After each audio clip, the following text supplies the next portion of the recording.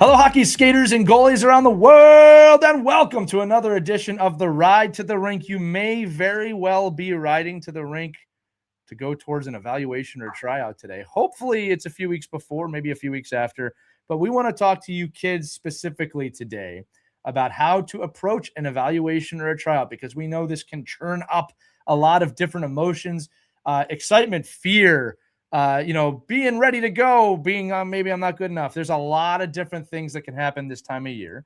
And Mike and I are here today just to, calm you down, let you know how you should be going into these evals and making sure that you're really just giving the absolute best that you have, because that's what you should be doing every day, right? So, Mike, why don't we just start with this, like a little bit of a date? Maybe it's 24, 48 hours before an eval. What are some of the things the kids at home should be doing to make sure that they are just starting to be prepared? Yeah, listen, I think a lot of it is the same as you would prepare for another event in your hockey life, right? Making sure your equipment is all set to go. Make sure your helmet is, there's no screws missing on your helmet. Making sure that you're thinking about a little bit ahead of time, like, oh boy, is this happening during? A lot of evaluations are happening during other sports startup seasons, right? So, do you have lacrosse practice or baseball practice, or is there something else going on that might interfere with your ability to get ready for this other evaluation? So just take a quick, checklist and look and say, okay, equipment's good, my timing's good, my nutrition's good, I'm going to be able to get some sleep, and I'm going to be prepared for making a positive impact when I walk into this evaluation. Yeah, kids, I am going to give you a little tiny bit of a scare here that I have seen kids show up drastically unprepared for evaluations, meaning they did not eat well. They did not really care about their equipment, and it shows. And I'm not saying that that's a sure thing. You're not going to make the team you want to make or anything like that, but I have seen kids not make the team they want to make because of that. So this is the easiest thing to do, is just as Mike said, is your gear ready? Are you physically ready? Are you eating and sleeping correctly? Those are the easiest things to do to prepare. If you have a very nonchalant, like, I don't really care attitude, it may show. All right. Now, I'll also reiterate too, Mike, that these are things you should be doing every time you take the ice, right? Not just evals. Now, this is kind of a fresh start. Evals are always the fresh start, right? New season, new people, even though it takes place at the end of another season. But maybe make sure you get that checklist going now, get that part of it. Now, that's the preparation, right? Keeping in mind too that there's a mental side of this, right? Kids, I don't want you to have too much anxiety over an eval, over what team you're going to make, because at the end of the day, that anxiety is not going to assist you too much on the ice. There can be a want and a need and a desire to do the best you can, but that's not anxiety. If it's going to push you to do the best you can, loosen you up, like, that's not a bad thing. I hope you understand what I'm saying, the difference between being motivated and being anxious. Okay. But you don't want to go into an eval scared. All right. Again, you want to be feeling something. You want to care. All right. Maybe that is a little bit of anxiety, but you want to care about what you're doing. But mentally, you've got to be able to tell yourself, and this is true, kids, you've been doing this all season, right? You've been playing all year. Just go out there and do the absolute best you can do mentally. That's the way you got to go into it. I'm not even talking about the on-ice stuff yet, kids. You got to get up and go to this rink thinking, I'm ready to play hockey today because I love playing hockey and I'm going to have a great time out here. All right. And keep telling yourself that. There's a saying, fake it till you make it. If you're having a lot of negative feelings, first off, acknowledge those feelings. Like, don't ignore them. Acknowledge that you're having those feelings.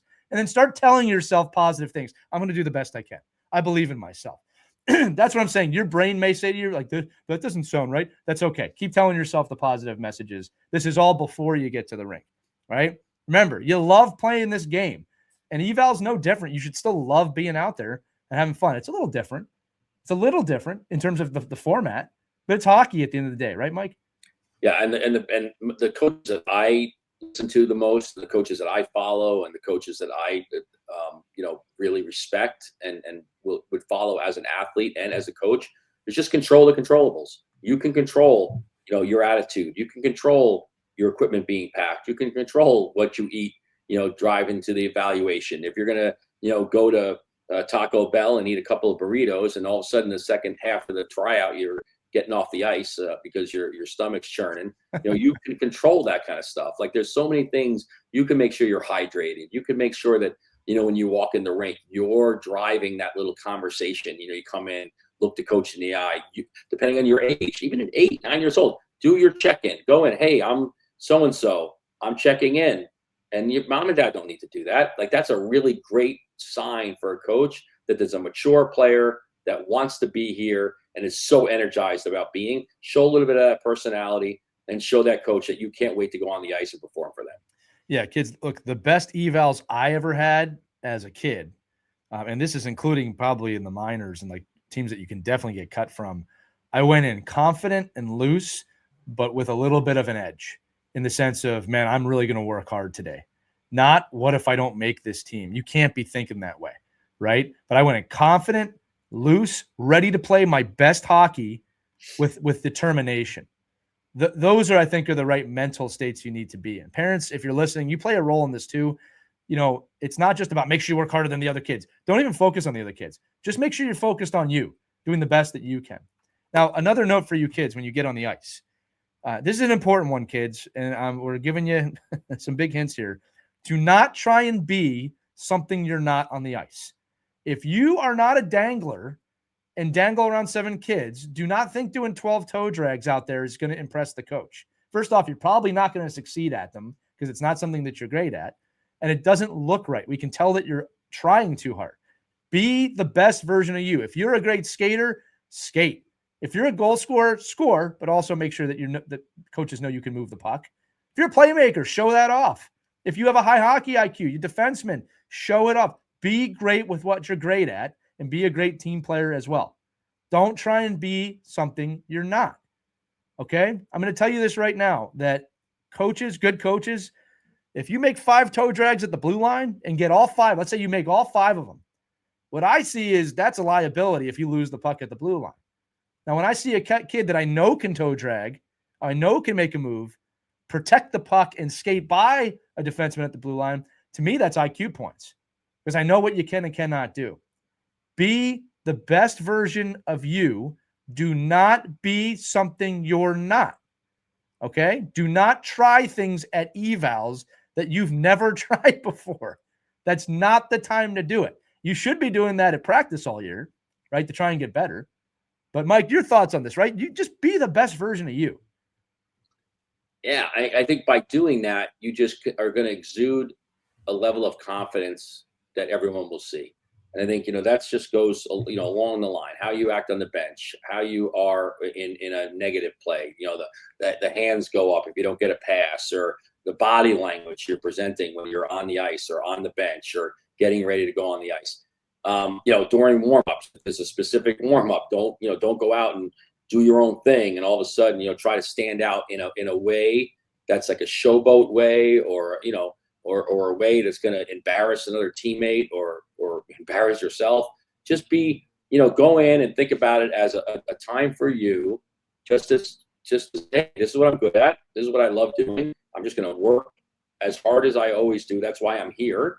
And then if you're trying to elevate yourself from like a B team to an A team or an A team to a double A team, or you're coming into a new organization, again, the more steady player, the more player that does the consistent things at the right time, those are the players that will get noticed. And then they'll have a little time for a little flash. There'll be time, I'm sure, at the end of practice, they'll do, maybe at the end of the tryouts, they'll do a 3-on-3, or they'll do a breakaway contest, or they'll do something where you could add a little bit of your flash in. But on a regular, 2-day evaluation, it's not advantageous to try to stand out in a way that you're not capable of standing out. Well, I'm going to add on to that. It wins the race. Yeah. Sorry, Mike, I didn't mean to cut you off. No. You're absolutely right. And the other side of this, kids, that I hear a lot is position. I've got to play center. I've got to play left wing. Right. Look, I'm all about you being comfortable. Like, I was very comfortable at center. That's where I wanted to be. Kids, I get it. But I'm telling you right now, when I'm watching an eval and I see 2 kids fighting to play center, that's not what I want to see. You know what I want to see is a kid who goes, I'll play left wing, right wing, center, defense. I will play wherever you want me to be. Don't lock yourself so much into a position that you can't play anywhere else. Okay? Again, I want you to be comfortable, and I want you to be in the position that you're comfortable in. Don't get me wrong. All right. But if there's a situation where there's too many centers, go play left wing. Go play right wing. Show the coach you're versatile. All right. Go play D. All right. Find a way to show that. Goalies, you just play in net. That's your job right there. Do your best in net to be a great teammate there. All right. Although I have seen goalies do both at tryouts, skate out and stay in the net.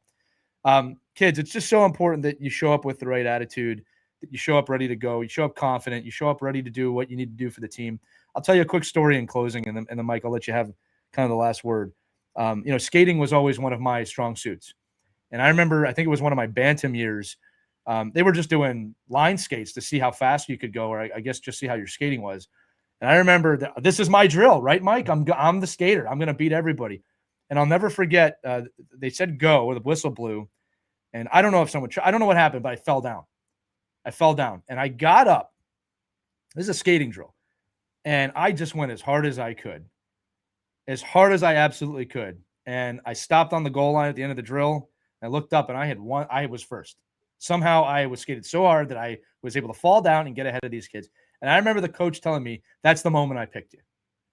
That because of that. It wasn't a skill drill. It wasn't even the scrimmage. He goes, when I saw that effort, that's when I knew I wanted you on my team. Right? All the stuff I did to prepare for that tryout, all of the studying, all the things I did to be a great hockey player, it was my effort on a drill that I made a mistake that is what put me over the edge to make that team. All right, so kids, that stuff matters. All right, I could have just given up on that drill and said, I'm not going to win this one. And nothing to do with winning the drill. It had everything to do with I got to go as hard as I can. All right. And I was very thankful that I had the speed at that time in my life, Mike, to make that happen. But it's a true story, kids. All right. And I'll guarantee you, every one of you will make a mistake at a tryout. It is 100% going to happen. Right. It's how you respond to it. I think coaches see that, Mike. Any thoughts on that? Well, in that same thought process, I mean, talk to mom and dad and understand, like, post evaluation, post tryout, right? Get off the ice. Like, think about the way you're taking the news. Think about the way you're taking making it or not making it, because the hockey world gets smaller and smaller and smaller as you get older and older and older. And the opportunity to run into the same people, the same coaches, the same program will happen over. So if you don't make a program, you gotta take it in a way that's not going to put you in a really negative light. If you make the program, don't put it in a way where a coach is going to regret selecting you.